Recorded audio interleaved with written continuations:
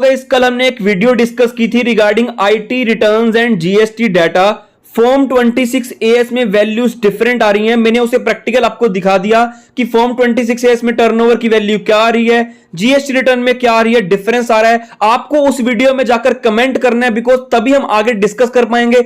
आप जितना कमेंट करोगे, शेयर करोगे, उतना फीडबैक मिलेगा, उतनी जल्दी हमें बात का आंसर मिलेगा कि यह मिसमैच फॉर्म 26 एएस में क्यों आ रहा है। तो प्लीज आपको उस वीडियो को जाके देखना है, लाइक करना है, वो वीडियो लग जाएगी i button. Today we will discuss an very important update on IT portal. आपको मैं बताता हूं, जिनके ऊपर ट्रांसफर प्राइसिंग एप्लीकेबल होती है ना गाइज, उनकी डेट होती है आईटी रिटर्न फाइल करने के लिए, अगर एक्सटेंशन ना मिली हो 30 नवंबर।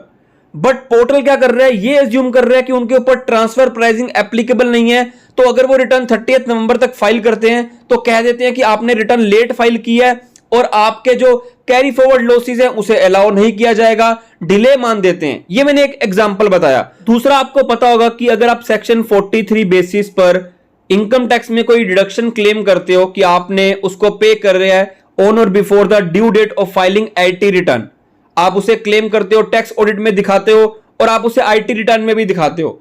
बट अभी पोर्टल क्या कर रहा है, वो कह रहा है कि नहीं, आपने इसे पे किया ड्यू डेट के बाद, अपने आप ही बोल रहा है। और चलो ठीक है, उसने नोटिस दे भी दिया, आपका टाइम वेस्ट कर दिया, आपका टैक्स पेयर का, कंसल्टेंट का, सबका टाइम वेस्ट कर दिया, नोटिस भेज दिया। बट अगर आप उसका रिप्लाई देने जाते हो, डिसएग्री करते हो, तो वो भी बात नहीं सुनी जा रही है। इस वीडियो में आपको ये सारी बातें मैं प्रैक्टिकल दिखाऊंगा कि कैसे रिप्लाई नहीं जा रहा है अगर आपके पास नोटिस आएगा, क्योंकि नोटिस सबको दिया जा रहा है। बाय डिफॉल्ट ये नोटिस आ रहा है, 143(1) में इंटीमेशन आ रही है सभी एसएससीज को। तो आपको वीडियो में सपोर्ट करना है, कमेंट बॉक्स पे अपना इशू लिखना है और शेयर करना है ताकि हमारी बात आगे सुन ली जाए। IT portal. The issues with the new income tax website handled by Infosys Limited do not seem to end the harassment. हो क्या रहा है, 143(1) में इंटीमेशंस आ रही हैं, ठीक है, इंटीमेशंस आ रहे हैं।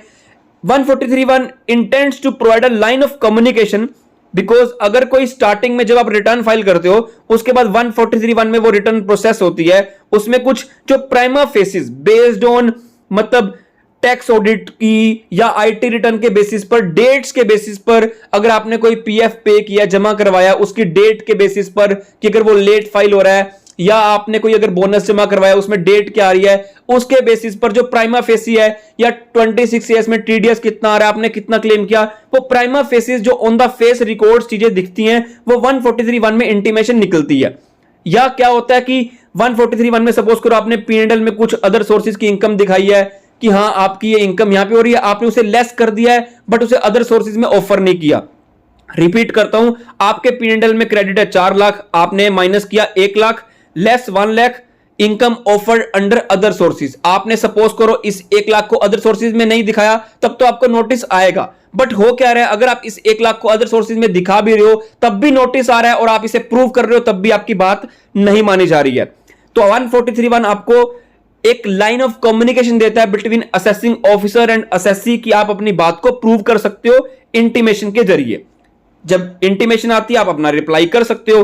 143(1)(a) of the act provides that where a return has been made under section 139, जब आप सेक्शन 139 में रिटर्न फाइल करते हो या आपने रिटर्न फाइल नहीं की थी, आपको नोटिस भेजा गया था 142 सब सेक्शन 1 में, उसके बेसिस पर रिटर्न फाइल करते हो, तो आपको इंटीमेशन आती है इस सेक्शन में।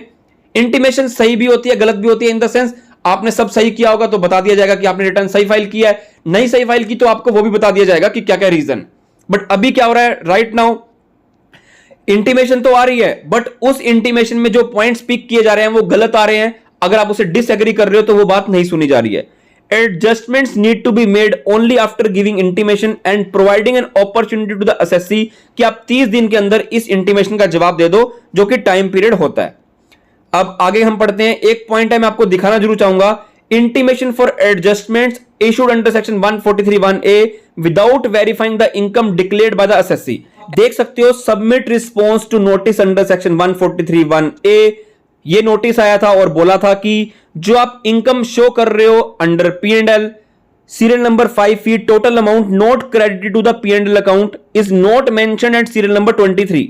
Any other item of addition under section 28 to 44 DA, basically क्या बात किया जा रहा है, कह रहा है कि amount entered in the income tax return आपकी 0 है, amount in rupees as computed. मतलब जैसे मैंने आपको एग्जांपल दिया पहले, उन्होंने ये तो देख लिया कि P&L में ये अमाउंट है, वो ये चेक नहीं कर रहे कि अदर सोर्सेज में अमाउंट ऑलरेडी ऑफर कर दिया है। इन्होंने ये एक्सप्लेन करने का ट्राई किया है, डिसएग्री किया उनके एडजस्टमेंट को, लिखा है कि already disclose under other sources, but error क्या आ रहा है, something seems to have gone wrong while processing your request, please try again.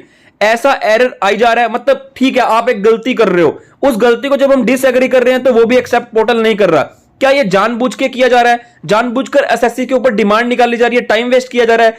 अगर ये डिसएग्री नहीं होगा तो वो आपकी डिमांड मान लेंगे कि आपने तो कोई रिस्पॉन्स दिया नहीं, आपका रिफंड कम कर लिया जाएगा या आपके कैरी फॉरवर्ड लॉसेस कम हो जाएंगे। This is wrong, absolutely wrong, this is not at all tolerable guys. How can Infosys which is such a big company can do like this? They can't behave like a child ना। ऐसा अगर गलती आ रही है तो आप अभी इंटीमेशन भेजना बंद कर दो ना। अगर आपको पता है पोर्टल अभी काम नहीं कर रहा तो इंटीमेशन भेज क्यों रहे हो? ये जो ऑटोमेटिक फंक्शन है 143(1) का, इसको रोक दो, अभी इंटीमेशन भेजना बंद कर दो। अगर आपको पता है पोर्टल काम नहीं कर रहा है, ये डिसएग्री वाला ऑप्शन भी चल नहीं रहा है, तो रेक्टिफिकेशन जा नहीं रही है, तो ये आप चला ही क्यों रहे हो ऑटो कंप्यूट का? ये दो मेन इश्यूज है जिससे 143(1) में इंटीमेशन आ रही है। एक तो वही जो मैंने आपको बोल दिया, P&L में अमाउंट है, वो बोलते हैं कि आपने इनकम ऑफर नहीं की, ऑल्दो एसएससी ने करेक्टली ऑफर की हुई है इस इनकम को under other head of income, but वो फिर भी इसका नोटिस भेजते हैं। नोटिस भेजने के बाद अगर उसे डिसएग्री करते हैं तो आपके सामने वो एरर आ रहा है। दूसरा 43B के रिगार्डिंग है, आपने वहां पे लिखा हुआ है फॉर्म 3CD में कि आपने इसे पे किया on or before the due date, but वो क्या एज्यूम करते हैं कि नहीं आपने इसे पे नहीं किया और आपको इंटीमेशन भेजते हैं, आपका कैरी फॉरवर्ड लॉसेस कम कर लेते हैं या रिफंड कम कर लेते हैं। तो ऐसा नहीं चलेगा प्लीज, ये बहुत इश्यूज क्रिएट कर रहे हैं। आपको सपोर्ट करना है, वीडियो को लाइक करके शेयर करना है, कमेंट बॉक्स पे अपना फीडबैक जरूर देना है। वीडियो में कुछ भी अच्छा लगा तो लाइक शेयर कमेंट करना मत भूलना। Till then good bye.